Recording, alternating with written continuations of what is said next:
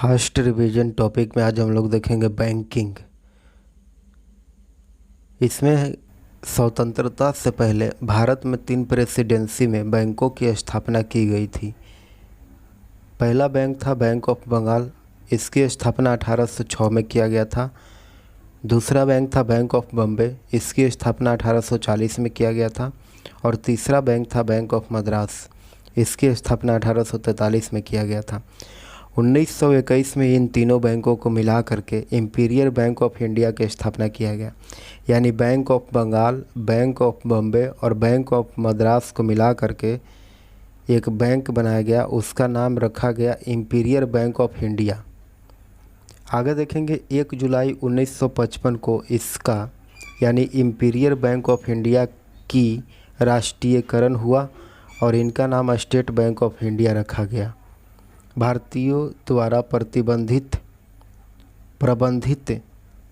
पहला भारतीय बैंक था अवध कमर्शियल बैंक, जो 1881 में स्थापित हुआ था।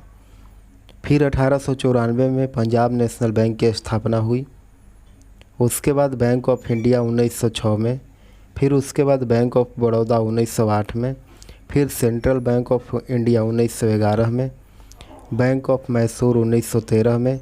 1913 से लेकर के 1917 के बीच बैंकिंग संकट का बैंकिंग नियमन अधिनियम 1949 पारित हुआ, जो भारत में बैंकिंग प्रणाली के नियमन को कानूनी ढांचा प्रदान करता है।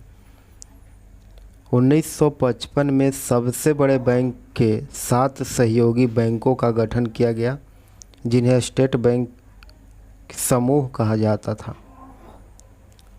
उसमें थे state bank of Bikaner and Jaipur, state bank of Hyderabad, state bank of Indore 2010 में एसबीआई में विलय हुआ, स्टेट बैंक ऑफ सौराष्ट्र 2008 में एसबीआई में विलय हुआ, स्टेट बैंक ऑफ मैसूर, फिर है स्टेट बैंक ऑफ पटियाला और 7वां बैंक है स्टेट बैंक ऑफ ट्रावनकोर।